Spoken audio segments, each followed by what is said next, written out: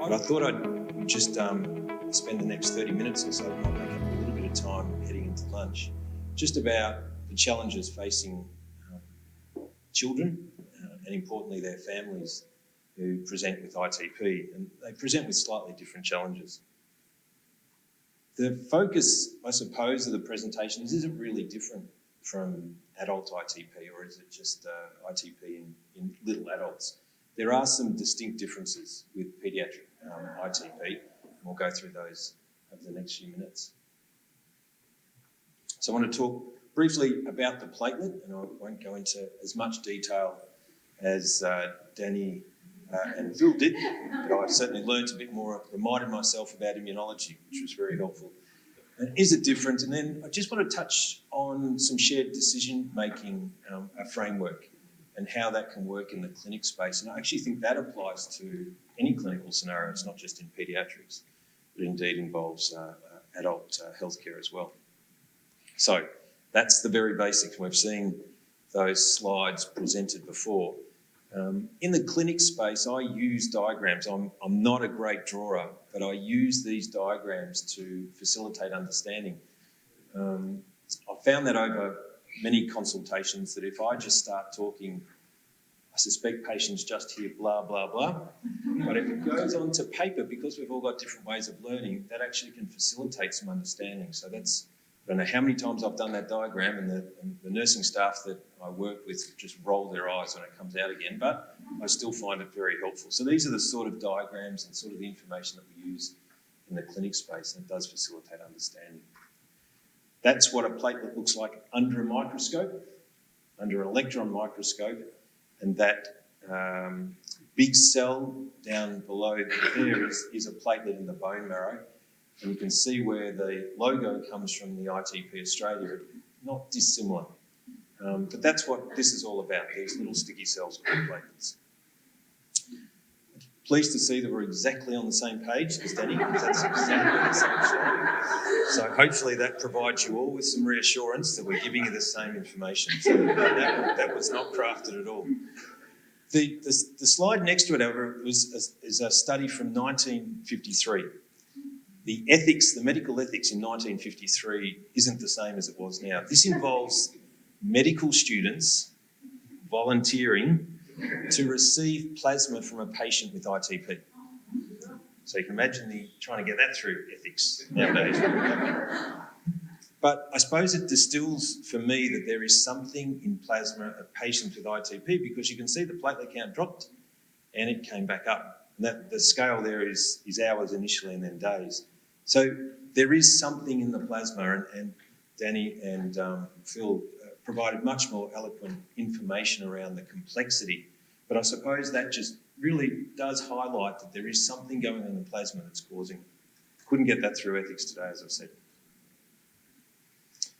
I'm going to change approach here, and this is really going to be very clinical. These are some of the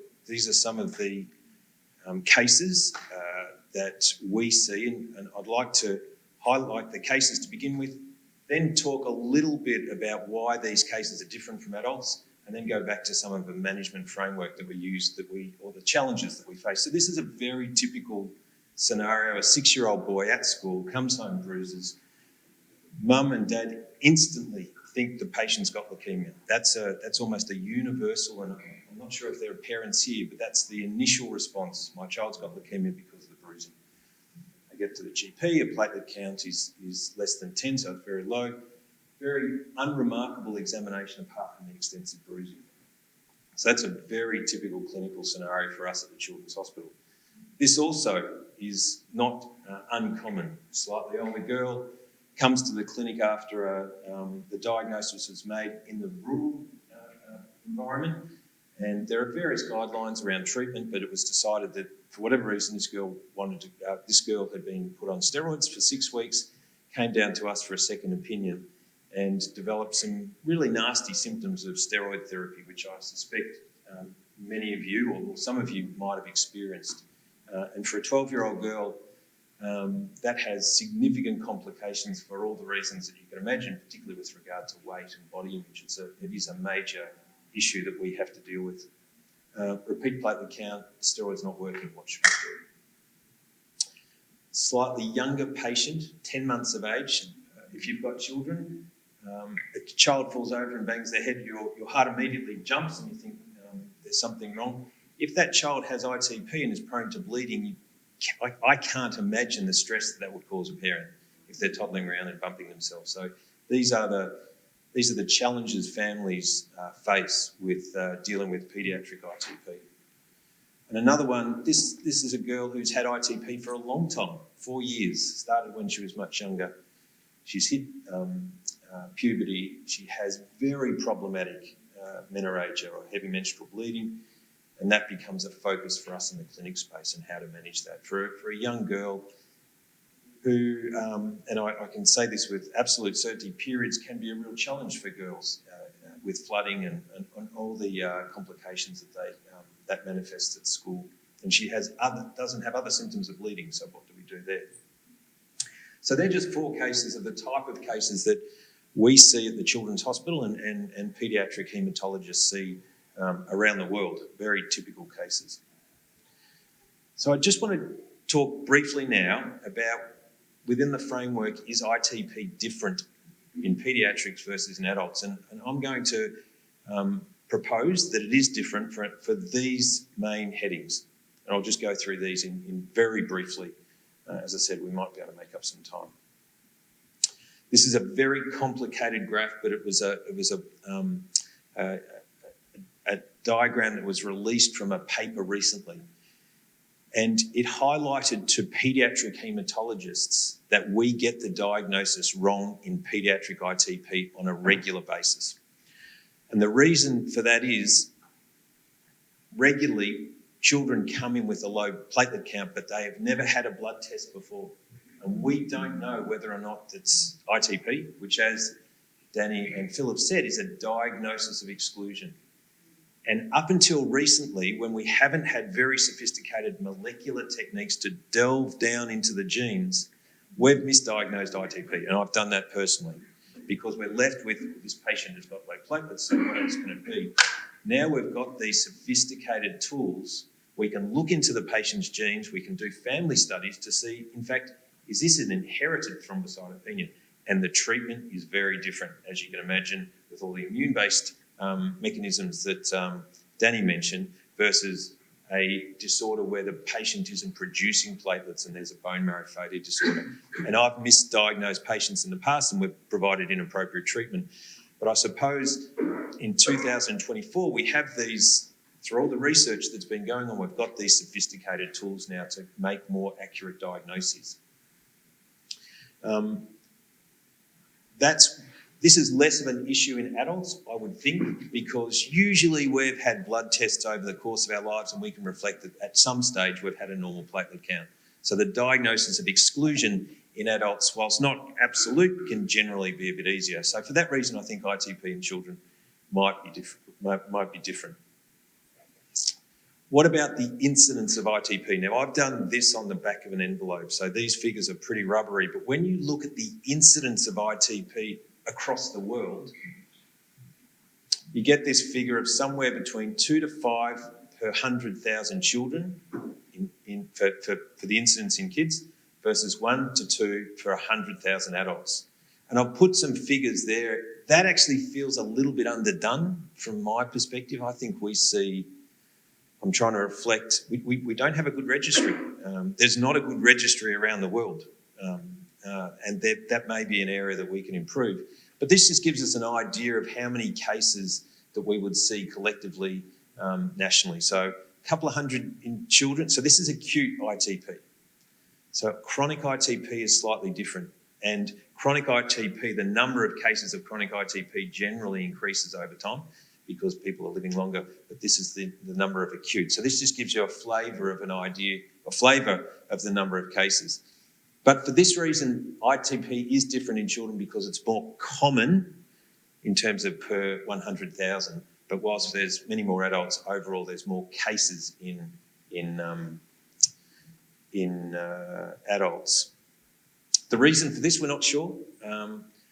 To even put another layer of complexity on the immunology that Phil and Danny have put, the immunology system of a 6-month-old infant is very different from a 6-year-old child. We know that the developing immune system and each of the various systems in the children changes significantly. So whether or not the increased incidence is a result of that, we can hypothesise, but we don't know. So it is different, I think.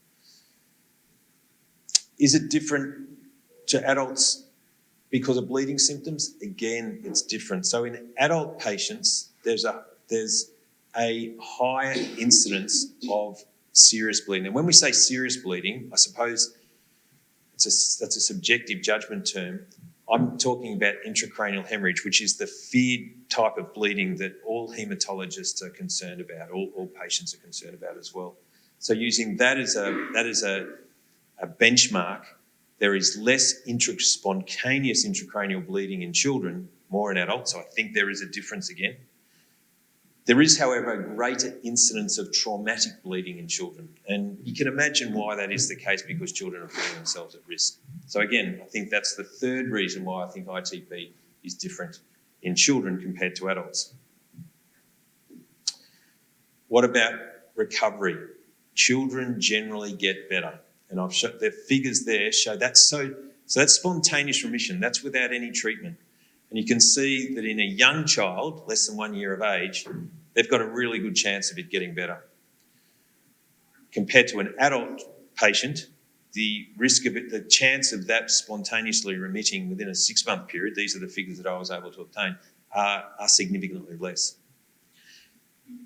Again, the reasons for that, we're not 100% clear. It must have something to do with the immune system because of the underlying pathogenesis. This makes it difficult in the clinic space, to be honest. Sometimes it's harder to do nothing than something in the clinic space. And when you've got a patient who's coming in, you've got very anxious parents, and we'll go through some of the management challenges of those cases that I presented, it can be pretty tough to say, no, we're not going to give you any medication. We're not giving you any medication because this is going to get better. And that can take a little bit of time. And that's that shared decision-making model that I'll refer to in a minute. The last one is the impact of treatment.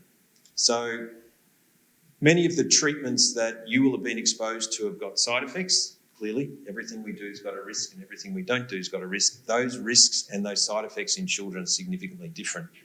And in the past, having been around for a little while, I've seen the impact of some of the really bad, well, not bad treatments, I've seen the bad side effects of treatment with children who unfortunately have significantly impaired growth as a result of steroid therapy because of the bleeding.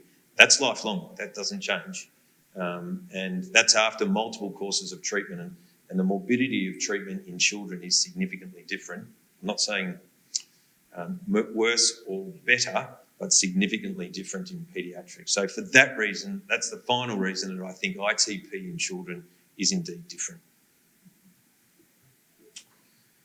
That last comment, in paediatrics, and reading the adult literature, I think this is the same. In terms of second-line therapies, so we're all pretty comfortable first-line therapy, so the first treatment that's required, generally across the board, there's consensus. It's either steroids or IVIG, generally. I think most people would agree that that's the first cab off the rank. After that, there's a really long list. And some of the novel therapies that are coming on board, particularly those that are directed towards the immune system, is going to make that even more complicated, because we can't decide even now which of those treatments is the best second-line treatment. And we have those discussions with patients and with colleagues.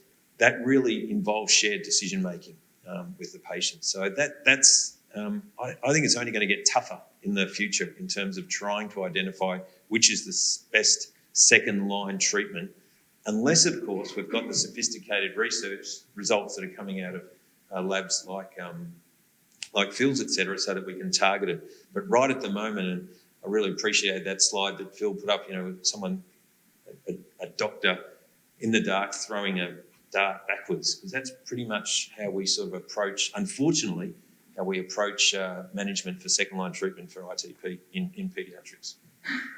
So getting back to the case, we're going to go back to the cases now, and we're just going to go through those within that framework of some of the management challenges that we're facing. So just a reminder, very common scenario, boy who was playing basketball, he wasn't playing football.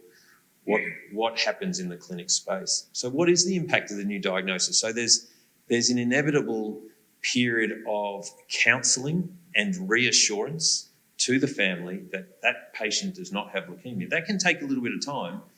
And depending on the level of, I suppose, underlying anxiety, etc., that can be pretty traumatic for patients. If you haven't had any exposure to the healthcare system, and all of a sudden you've got a potentially life-threatening illness affecting your child, it's pretty easy to see that if you don't, if your resources in dealing with that are limited, that can have long-lasting effects. And I probably don't appreciate that as much as I should in terms of the effect that can have on the family. We try and counsel them through it, but in a busy clinic, et cetera, where you're trying to get through the patients, unfortunately, because there's got another consultant knocking on the door at 12:30 and you have to finish your clinic, it can be challenging to really delve down into the psychological impact of the diagnosis.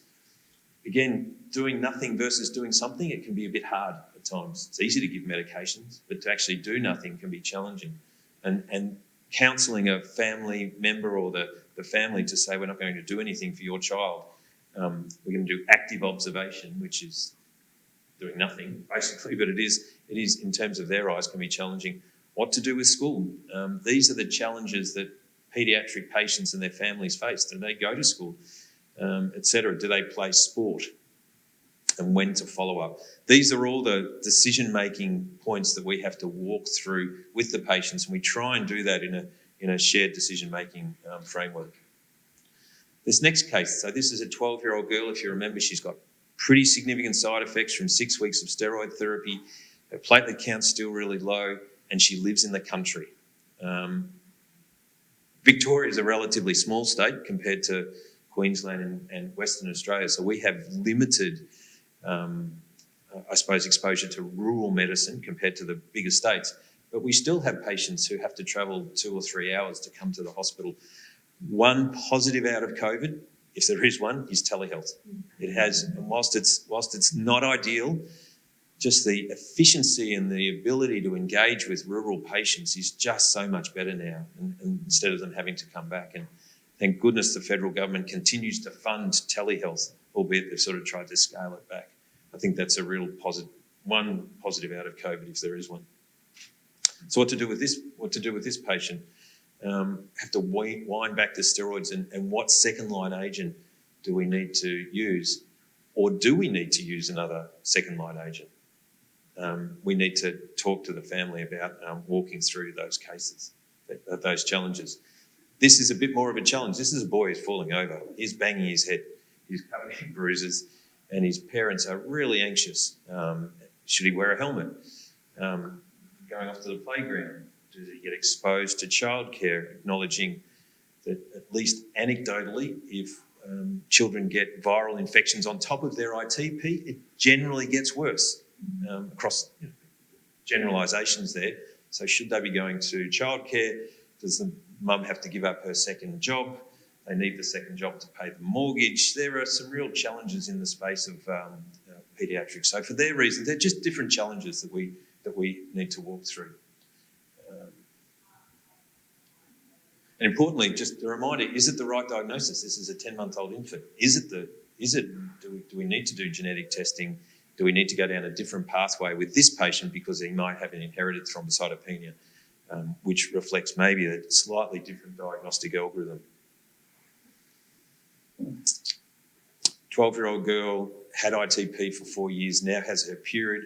She's flooding at school.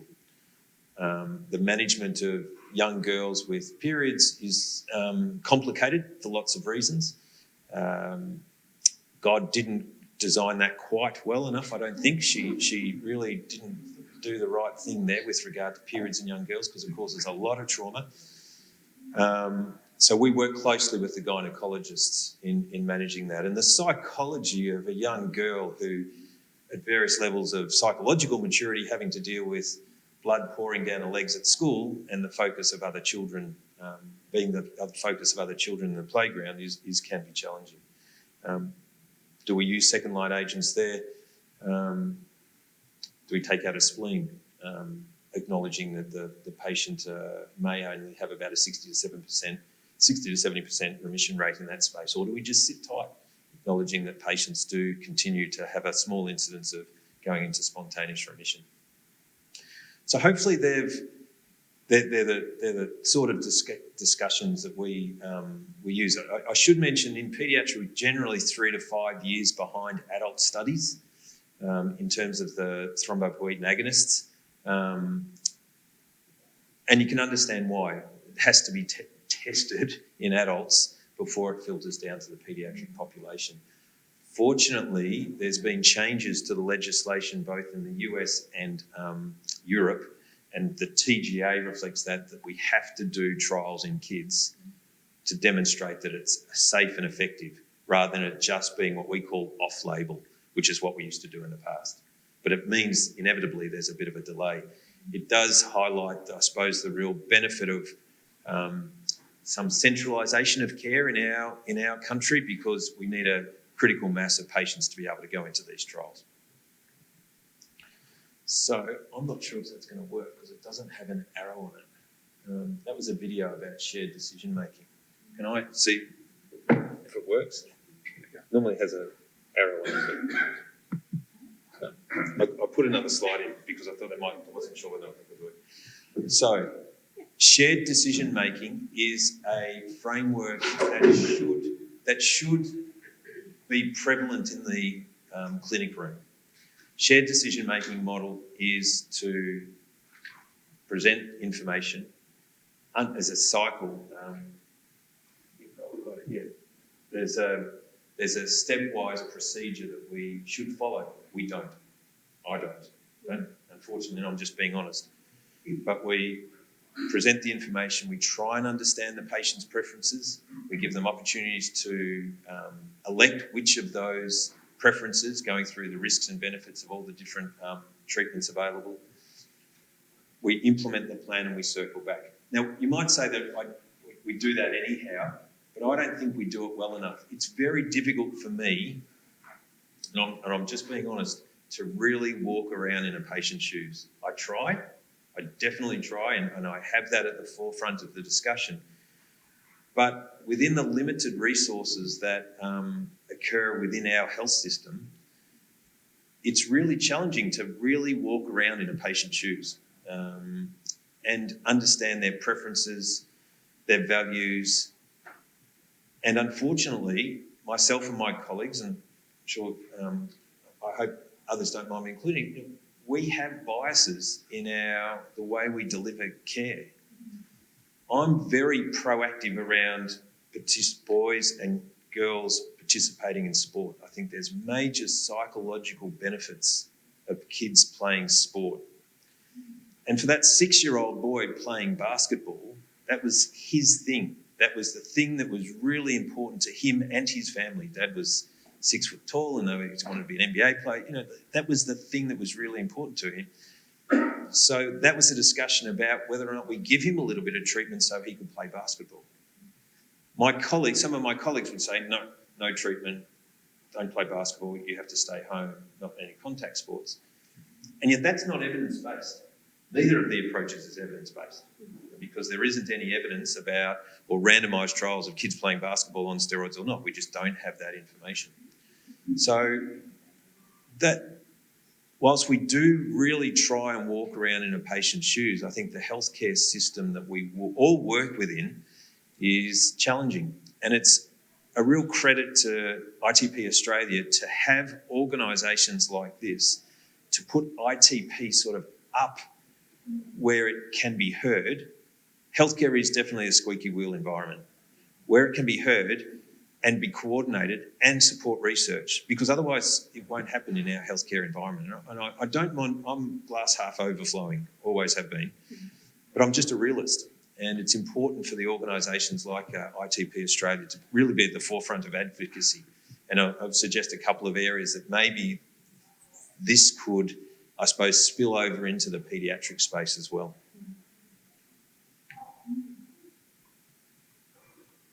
There has been one study of shared decision-making in ITP. This comes from Hospital of Sick Children. And just to name drop, I worked at the Hospital of Sick Children, so I'll take that on board. But it's a fantastic hospital over in Toronto, where this was a study of focus groups. And it's as simple as exploring what the patient and physician preferences, a little bit like the I Wish trial, which was based in adults. It's only over 18. Just on the I Wish, when you look at some of the supplementary data, what I found interesting, you had some patients were recruited either by a physician or by a patient advocacy group. So the I Wish, they had 1,500 patients recruited doing a 30-minute survey. When you looked at the data, some of the countries had very small numbers of physicians recruiting patients. And the US is a major institute, it's a big population, hundreds of millions, and it had very few data points into the I Wish. China, interestingly, had a lot of patients recruited, and a lot of them came from a patient advocacy group. So it was just interesting the reason for that, there is really valuable data in that. I just wonder if there is scope within Australia to replicate that. We weren't involved, to replicate that, particularly because we've got a pretty impressive patient advocacy society right here, and whether or not we can add to the information, particularly around some of these softer science type subjects along shared decision-making model. So this was done at the Hospital for Sick Children, focus groups to really identify what the concerns were from the patients and whether or not that was reflected in the physicians. And I thought those comments at the bottom, panic so that you just, unfortunately, but it's challenging, and I think we can be better at this. There's got to be better sophisticated tools for us to be able to educate patients to reassure them. And again, treatment choice, acknowledging. So if you remember those second line therapies, there's a list this long of second line therapies: rituximab, splenectomy, mycophenolate, sirolimus, and the list is increasing. Which of those is best for the patient? And I think it's really important for us to embrace this rather than to continue the way that we've been going. So this is shared decision making in ITP. This comes from a publication from the UK, the UK advocacy group, and I actually think it captures things pretty well. So the first is, what are the treatment goals for that patient? So again, think about case A. What are the treatment? That boy just wanted to play basketball. So that's his treatment goal, and that's the family's goal. We want to give treatment to prevent bleeding episodes. Well, that hopefully is where we're all on the same page. What is the risk of bleeding in that paediatric population, acknowledging that it might be a little bit less than adults in terms of intracerebral bleed, but maybe a little bit more related to trauma. Maintain that platelet count of 20 to 30. And that number, and it's probably a number that you guys know very well in terms of wanting to get there without too many side effects.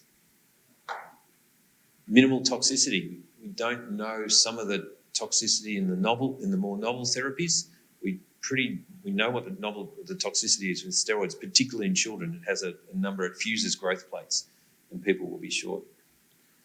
And we want to optimise the quality of life. So that's the shared decision-making tool. Whilst we might do that in sort of a theoretical way, one of the major benefits of presenting today, and I'm just being selfish here, is it forces me. Am I doing that? When I prepared the talk, I was reflecting: do I actually do that? I saw a kid with ITP yesterday. Do I do that enough? And so that's why I'm really very fortunate to come today, because it's keeping me honest in the clinic space, and I'm going to take some of these things away, and I'll see if I can dot these points as I think we all should. So, shared decision-making model, is challenging, and there are some critics. I think I am an advocate, but I understand that there occurs within a framework which doesn't necessarily align with supporting it. Does everyone want to be shared decision making? I feel, and this is a judgment call, walking around in a patient's shoes, their medical literacy may not be as high as others. And if I was to ask them, what should we do? That causes them panic. It causes them what I give them the options and you say you choose one. That's not good care. Trying to get the right, trying to pitch it at the right level, I think is challenging. But I'm very conscious of some families who would say, tell me what to do. That's, and you don't want to be paternalistic or force a decision on them, but that's where, shared decision making really needs to be directed appropriately to that patient. What about revealing some of the uncertainties? If I said some of the TPO agonists might cause bone marrow fibrosis, which has been a suggestion in some of the literature. If I've got I need to let patients know about what the potential risks are, but I can push that and I can say that with a degree of seriousness or even a question mark at the end of it. It depends on how it gets delivered. And that can be tough. I don't even know what all the risks are of all the treatment. So how can I give them all the risks and potential benefits of that particular treatment? And it takes time. And our healthcare system, unless you're there to advocate for a particular disorder, it can be really challenging to make the resources available for shared decision making. So just reflecting on, made up a bit of time, so you get your lunch, but what about the Australian environment? We've got some enablers in Australia. We're relatively centralised in terms of our care of paediatrics and of specialised haematology. Most haematologists are generally pretty nice, I'm told. We generally get along with each other most of the time. Distilling down to paediatrics, there's only a small number of paediatric paediatric centres around Australia, and we all know each other. So that's actually a real enabler for us to be able to do. We're not going to do. I don't think, at least in paediatrics, we're not going to do phase 1 or phase 2 trials. That we don't have the population. We don't have the attention of some of the big pharma companies, at least in paediatrics. We'll follow through with some of the trials following on from adults. But I think where we can excel and where we can add to the literature and where we can add to dealing with some of the challenges in paediatrics is be a very collaborative country. We have a really good patient advocate organisation. There aren't many. So I look after a few different rare disorders, and there's not this level of engagement in other areas. That's a fact. So that's credit to Danielle and the team to actually have us all here to be able to potentially push what we could do quite well in Australia. And along the lines of shared decision-making model or that sort of impact statement in paediatrics, focusing on paediatrics, I think is something that we could potentially embark on. So that's all I had. I'm very happy to take any questions, and hopefully I haven't delayed lunch too much. But I've enjoyed that preparing for that presentation. So thanks, Danielle. Thank you. Thanks, Chris. Thank you. That was amazing. Thank you so much. And as Chris touched on earlier, the shared decision-making guidelines and documentation is actually on our website as well. We work collaboratively with the UK, the US, and right across the globe. 35 countries are now associated with the International Alliance. So we all do work collaboratively, just like these guys do. We work smarter, not harder. Don't reinvent the wheel if you don't need to. So we do actually have a copy of those guidelines on our website as well when it comes to shared decision making. So feel free to jump online itpaustralia.org.au, shameless plug, and jump into the patient resources section. It's also in our news section. Part of our newsletters is already in there as well. So feel free to download a copy. It's free to download and easy to access. And around paediatrics, we are looking at pulling together a working group to bolster the information that we do have around paediatrics, including things like a potential I Wish for Kids from a paediatric perspective. And we're doing some work with ICON in the US at the moment as well to broaden our knowledge base with regards to from a paediatric perspective as well. So if there is anything that you guys do think of when it comes to either paediatrics or adult ITP or pregnancy, etc., hit us up. You know where to find me. I'm never hiding. I'm normally pretty loud. Does anyone have any questions for Chris, who's going to make me run? Okay, great.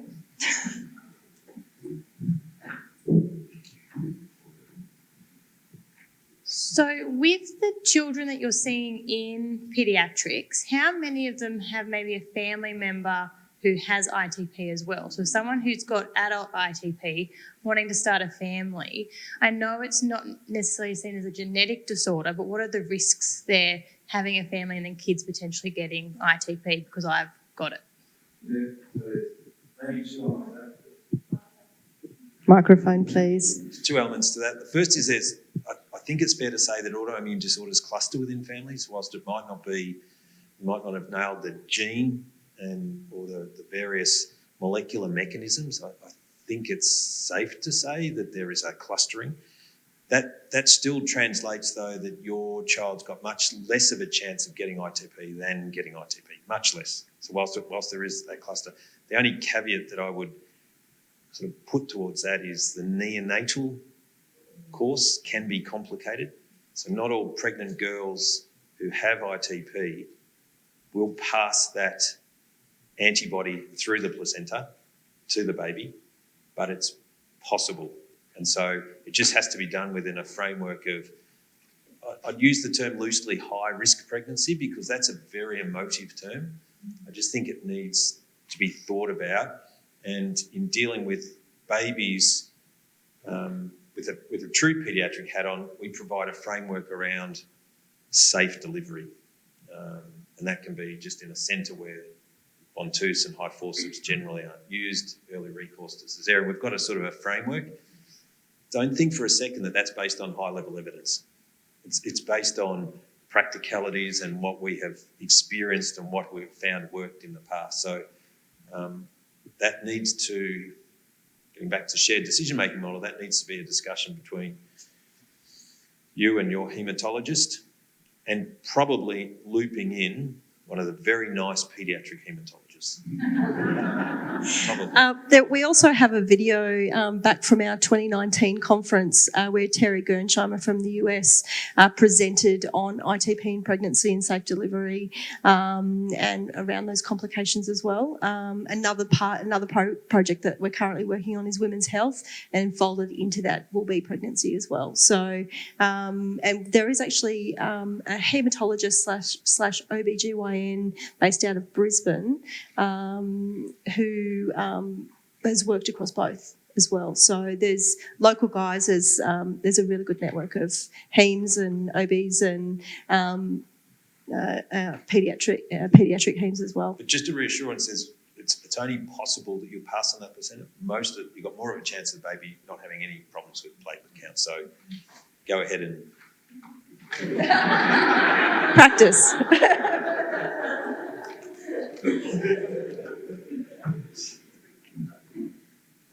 So my question is based on sport, because Macy was told basically no sport, so we were under one of those no sport. One of my colleagues.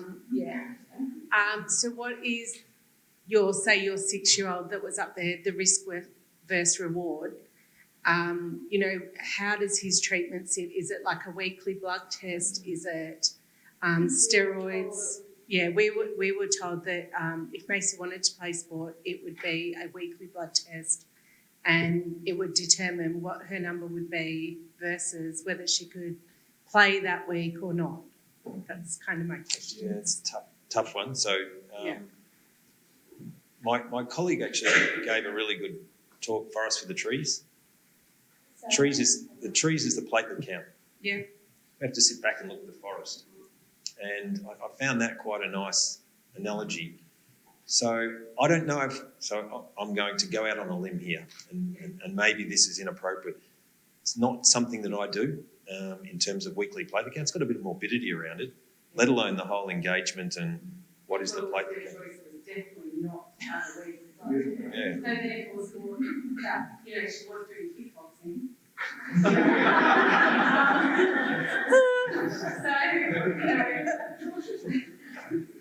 But then we also tried to do, can she just participate in class without actually, that then they wouldn't let her actually participate because she might not get knocked. Yeah, so it's been a bit of a challenge with sport. And the type of sports that she could do, she doesn't like. So it's a tough one. Yeah, so I have an unusual interest in combat sports. To be honest. Beg your pardon? SAS. No, SAS Australia. I go to the fights as the doctor. I go to the professional fights as doctor. There's not many doctors in it. So, yeah, so it's actually, and it offers, particularly for girls, I'd have to admit, the outlet to be able to learn combat sports can provide enormous gratification. There can be, depending on the person, the benefits can continue to mount up. So then it's an assessment of the risks in that space. And without knowing the details completely, but I'd go through maybe some of the things that Phil was sort of mentioning, the type of bleeding and how much bleeding, etc. But I don't say no to anything. There's nothing that, at least in the clinic, it's because it's not really up to me to say no, is it? It's not. I can guide you to say, look, that's probably not a great, if you're going to do that, we have to put a framework around it. But that's where really shared decision model, and that's I suppose that's where I really enjoy clinical medicine. I really enjoy those difficult decisions and those discussions to say, well, what's best for you? Here's the framework. And so my approach, at least in paediatrics, and I've evolved over a little while, is I actually don't say no to anything. There's no contraindications really to anything because it depends on so many different variables. So, look, I think if your daughter, that's what she wants to do, then we put a framework around, soft gloves, pads, all that sort of stuff. I don't, and then look at, again, getting very clinical, what patterns of bleeding has she had? And would that predict one versus the other? It's a difficult decision in this forum, but there are alternatives to doctors saying, no, that's not my jam, that's not. And I'm not sure. I lock heads with lock horns. You can knock heads. Yeah, we can't. Yeah. With my colleagues. We have those really rich discussions. That's where clinical medicine is priceless, trying to help patients navigate some of those decisions. So she does have quite a lot of bruising. And, she will after kickboxing. Is that going to lower her platelets even further? No. That's my question. No. Right, so she's going to stay the same if she does the kickboxing or There's not? maybe my I don't colleagues know. will be able to say if you have a big bruise, your platelet count goes down. No. Any go out on a limb, anyone? If you have a big bruise, does your platelet go down?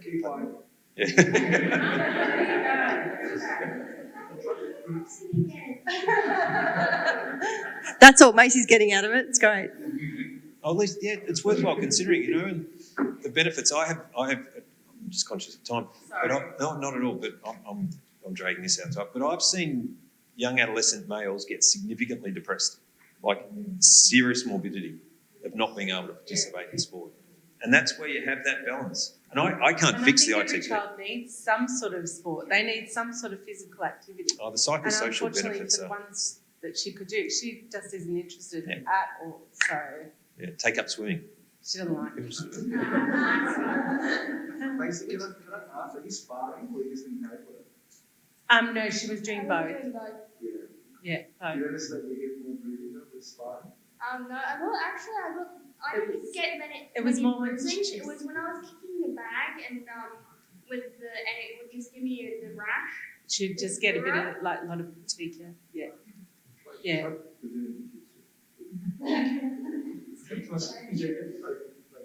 That's what. Sorry. I just said perhaps we'll try the Brazilian Jiu-Jitsu, where there's less. That's more grappling, right? Correct. Yeah. We put key, like the key. Yes. You're going to breathe. Okay. Yes. Yeah. I love that. Okay. Thank you.